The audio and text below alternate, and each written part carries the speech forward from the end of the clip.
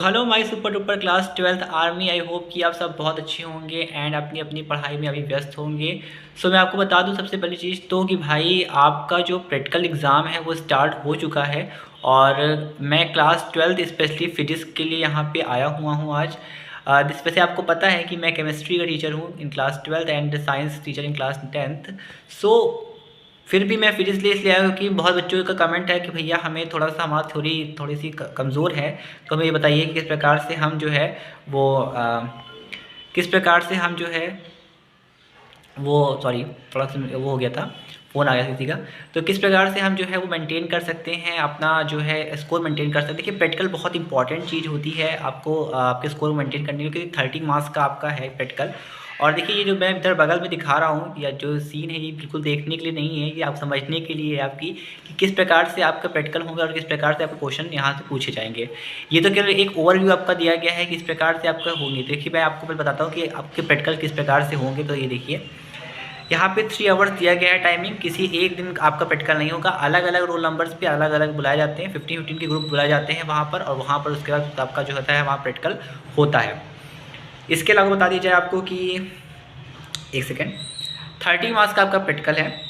And यहाँ पर जो है आपके 2 एक्सपेरिमेंट आपको परफॉर्म करने होंगे जिसका 7 मार्क्स के आपके हैं। मतलब परफॉर्म मतलब क्या होता है कि आपको वहाँ पे कॉपी मिलेगी, बकाया सीबीएसई बोर्ड से कॉपी आती है वो आपको मिलेगी और आपको जो है दिया जाएगा। आपको 7-7 नंबर के 2 एक्सपेरिमेंट वहाँ लिखने होंगे। अच्छा ये चीज़ अपने टीचर से पता करेंगे कि भाई क्या हमें ये चीज़ लर्न करनी होगी या ऐसे।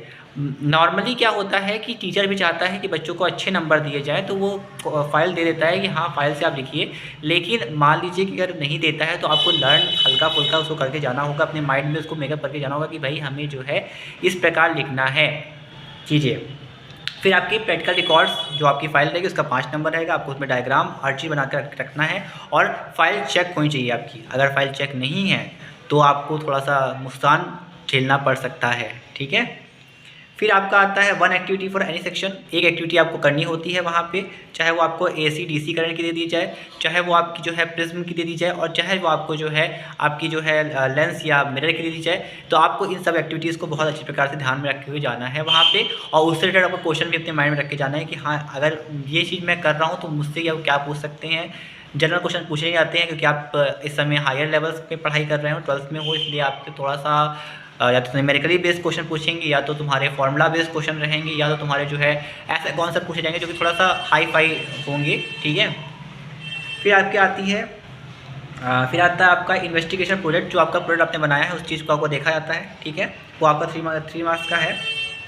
फिर आपका वाइवा एक्सपेरिमेंट में वही चीज़ जो आप बनाते हैं उस चीज़ बारे में पूछा जाता है, या तो आपके थोड़ा बहुत चीज़ें जो होंगी आपके फाइल से रिलेटेड पूछ ली जाएंगी या आपके कोड रिलेटेड पूछ ली जाएंगी, बाकी यही चीज़ें रहती हैं।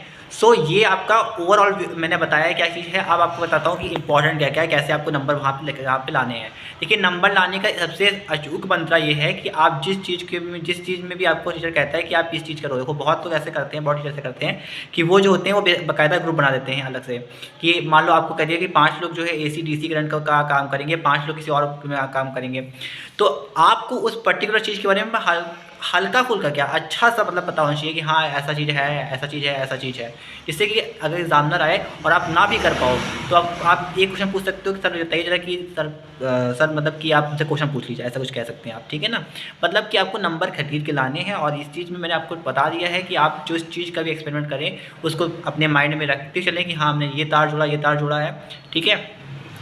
अपने फाइल वर्क को रटने की ज़रूरत नहीं है, थोड़ा समझ लो क्योंकि उसमें कोई दिक्कत नहीं होती। उसमें टीचर देता है कॉपी लिखने के लिए, उसमें कोई दिक्कत नहीं है, ठीक है। बाकी जो है एग्जामिनर पे थोड़ा सा, एग्जामिनर जो क्वेश्चन पूछता है अगर उन्हें कुछ भी नहीं आता है तो कम से कम एटलीस्ट उसका फॉर्मूला ही बता दो कि भैया ऐसा फॉर्मूला होता है, तो थोड़ा बहुत उसके माइंड में पिंचअप हो जाता है कि हाँ लड़का जो है ठीक ठाक होगा। तो अभी मैंने ये टिप्स बताई हैं, इस टिप्स को फॉलो करना। और फिजिक्स के लिए बहुत ज़रूरी टिप्स हैं ये कि फॉर्मूले आपको याद होकर जाने चाहिए, ठीक है। अब मैं थोड़ी देर बाद आपको केमिस्ट्री का वीडियो भी यहाँ पे आपको डालूंगा, तो उसको भी आप देखेंगे और कमेंट करेंगे। Thank you so much.